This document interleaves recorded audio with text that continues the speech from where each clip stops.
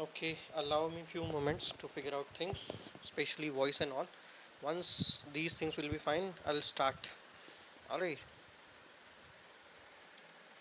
so shall I just okay, that's fine I guess.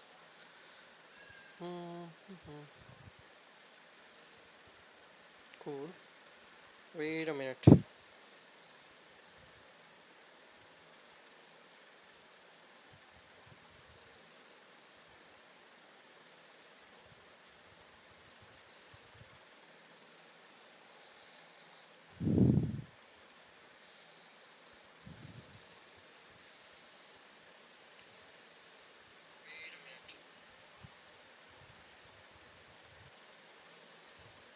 Okay voice तो सही है पर लैग का क्या करें क्यों हो रहा है ये lag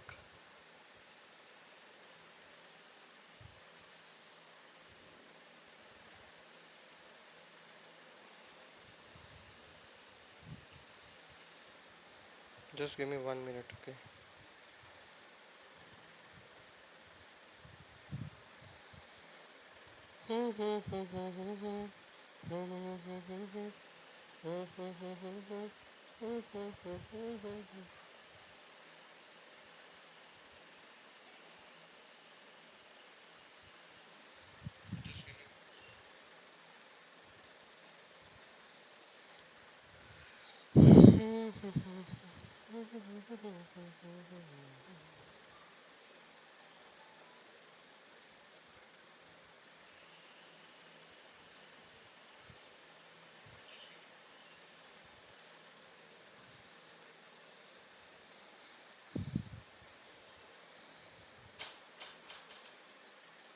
okay let's begin start करते हैं लैग वगैरह जो भी है will figure it out alright ठीक है तो हम ये बुक पढ़ रहे थे मैन सर्च फॉर मीनिंग और इसके हम हैं पेज नंबर 49 आउट ऑफ 148 ठीक है तो ऑलमोस्ट हमने 1/3 ऑफ द बुक कवर कर लिया है slightly above 1/3 of the book and आगे बढ़ते हैं so this is story about Victor Frankl doctor Victor Frankl who survived the Holocaust and अभी तो वो अपने एक्सपीरियंस ही बता रहे हैं 1992 का जो उनका एक्सपीरियंस था उसके बारे में बात कर रहे हैं और इसके बाद आगे जब हम चलेंगे तो हम बात करेंगे लोगोथेरेपी की सो वहाँ से हमको मीनिंग ऑफ लाइफ के बारे में पता चलेगा वहाँ से हमारा मेन पर्सपेक्टिव स्टार्ट होगा alright so let's get back to it I was lying on the hard boards in an earthen hut where about 70 of us were taken care of.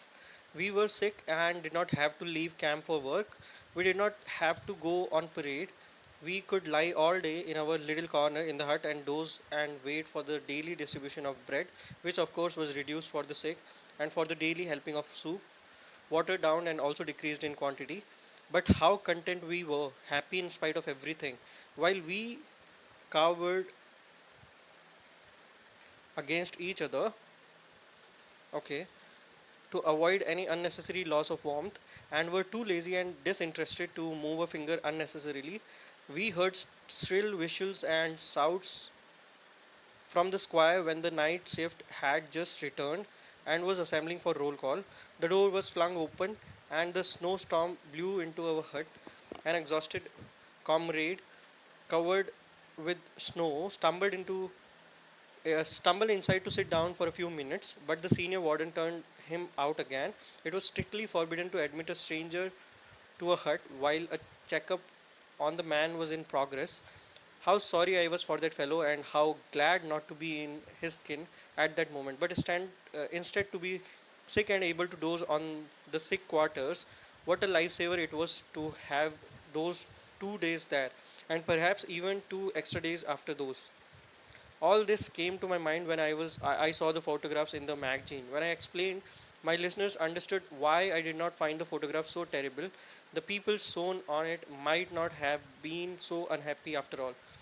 On my fourth day in the sick quarters, I had just been detailed to the night shift when the chief doctor rushed in and to patients asked me to volunteer for medical duties in another camp containing typhus patients. Against the urgent advice of my friends, and despite the fact that almost none of my colleagues offered their services, I decided to volunteer. I knew that in a working party I would die in a short time, but if I had to die, there might be at least some sense in my death. I thought that it would doubtless be more to the purpose of try and help my comrades as a doctor than to vegetate or finally lose my life as the unproductive laborer that I was then. For me, this was simple mathematics, not sacrifice, but secretly, the warrant officer from the sanitation squad had ordered that the two doctors who had volunteered from the typist for the typist camp should be taken care of till they left. We looked so weak that he feared that he might have two additional corpses on his hands rather than two doctors. I mentioned earlier how everything that was not connected with the immediate task of keeping oneself and one's closest friends alive lost its value.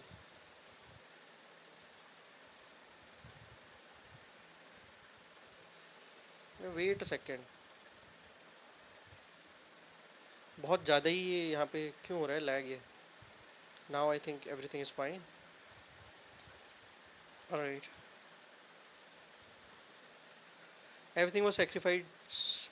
Okay. I mentioned earlier how everything that was not connected with the immediate task of keeping oneself and one's closest friends alive lost its value.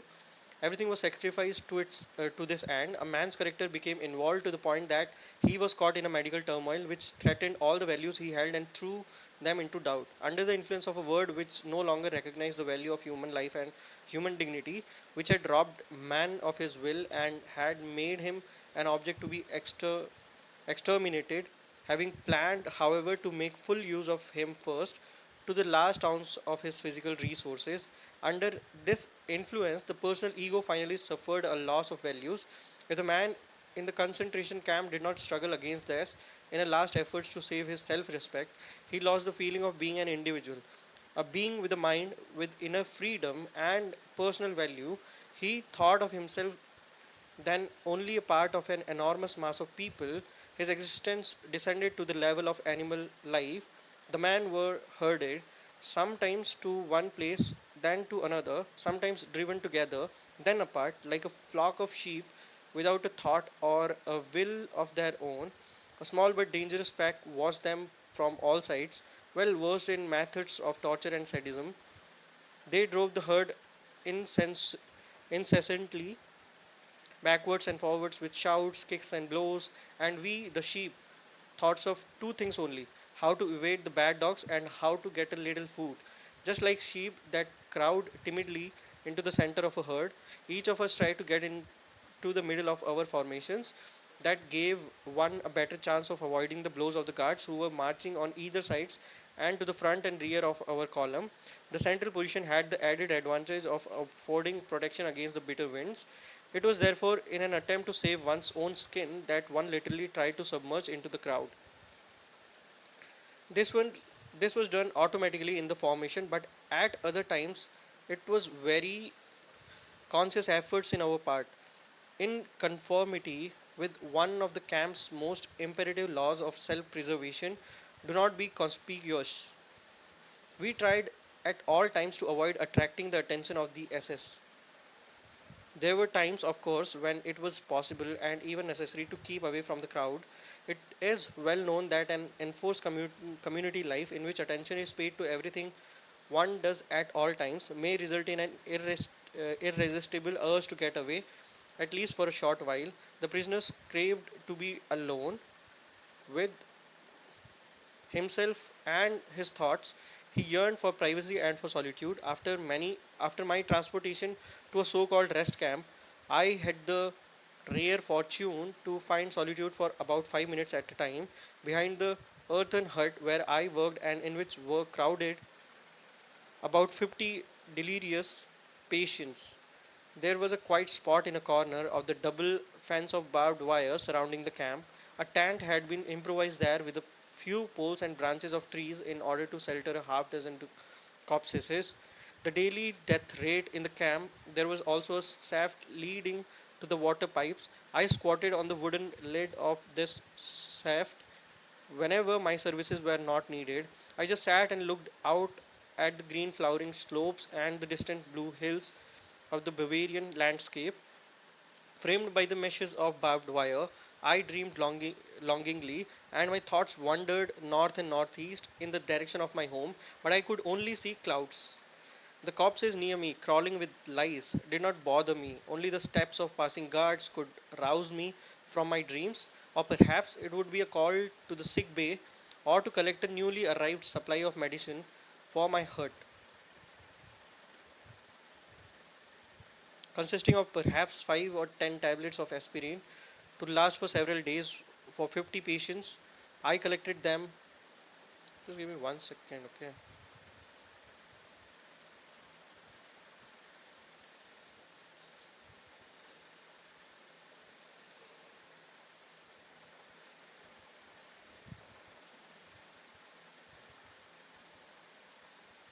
Will it work fine now?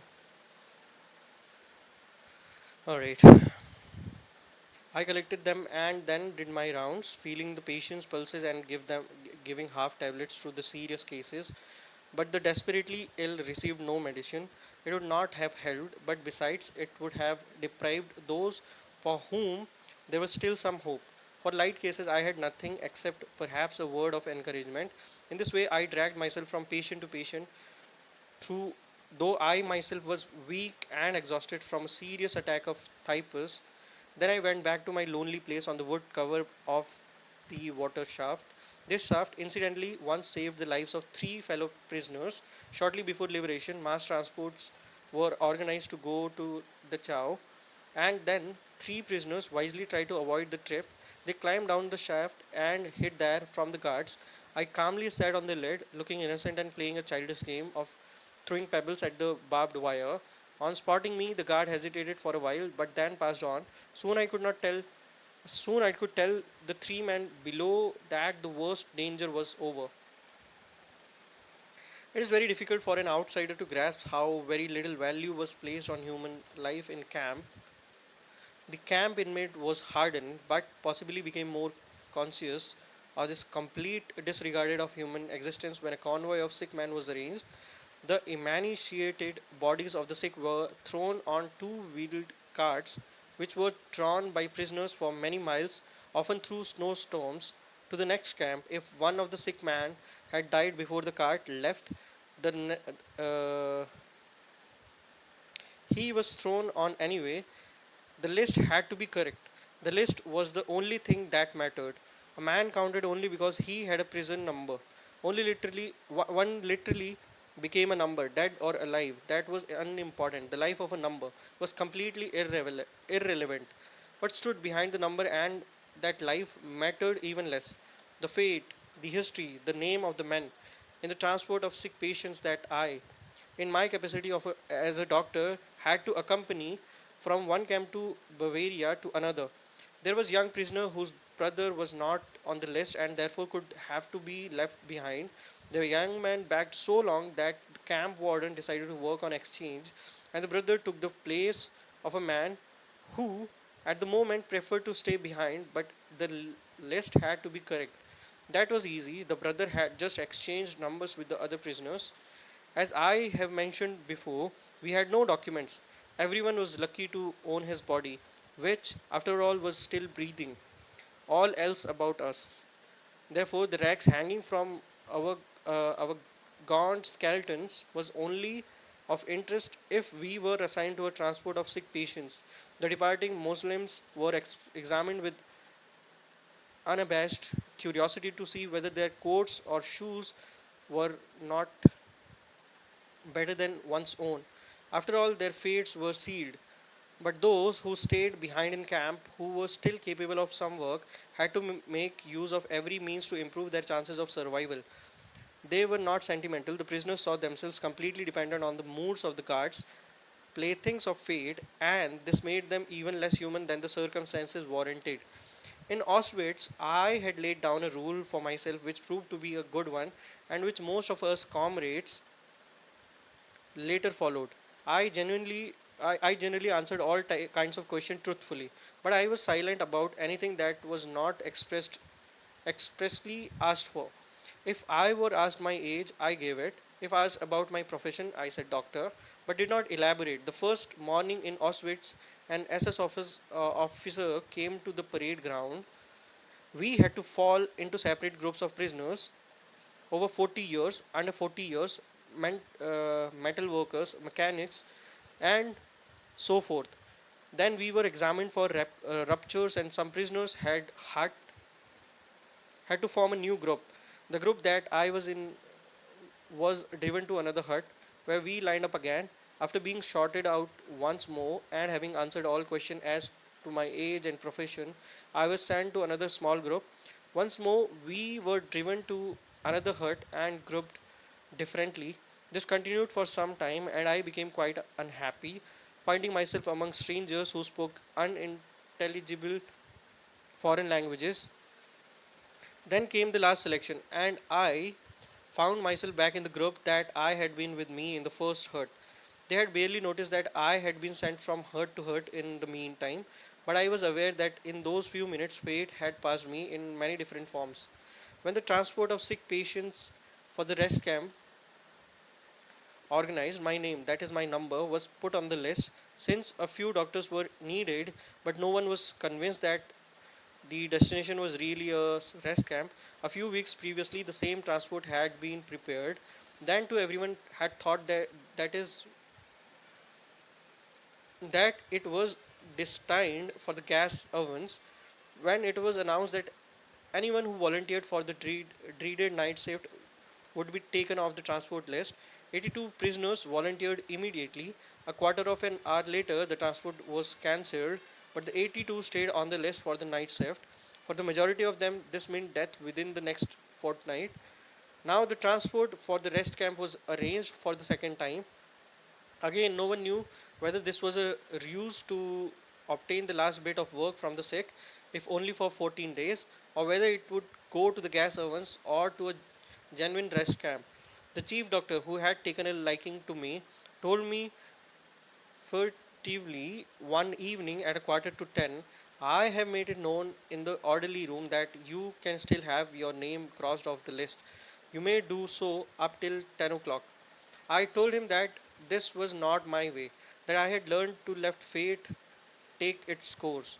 I might as well stay with my friends. I said. There was a look of pity in his eyes, as if he knew. He shook my hand silently, as though it were a farewell, not for life, but from life. Slowly I walked back to my hut. There I found a good friend waiting for me. You really want to go with them? He asked sadly. Yes, I am going. Tears came to his eyes, and I tried to comfort him. Then there was listening. There was something else to do to make my will.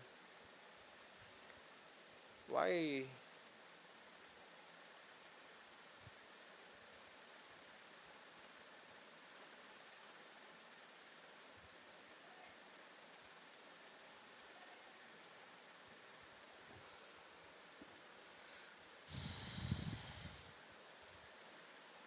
There is something wrong with my internet speed today.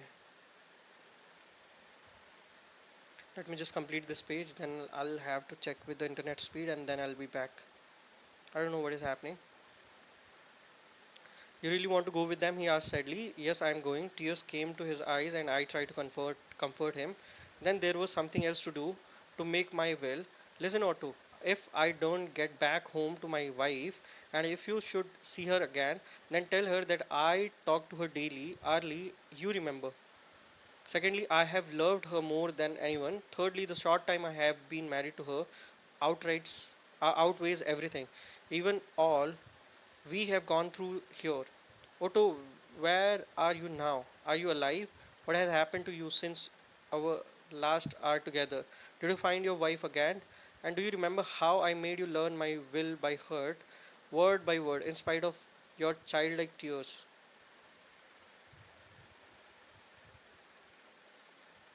There is some issue with the speed. Speed is pathetic. Let me check it out. So we are at page number 55 out of 148. I'll be back. Let me just work on the speed and then I'll be back. And meanwhile, if you have interest in trading, or not in trading basically, for trading there is another channel, Money Trade. All right. So if you have interest in logic and certain things around the same, like what can I say, logic and spirituality, book reading. So if you have, you know, interest in these things, so you can subscribe to my channel, only and only if you feel there is some value addition that can happen in your life. So thank you so much for being here. Thank you so much, universe. Thank you so much, Radharanji. We'll meet very soon. Till then, stay healthy, stay safe, have fun, peace out. There is some issue with the internet, I'll have to check it out, so that's why I have to like close it abruptly for now. So yeah, wishing you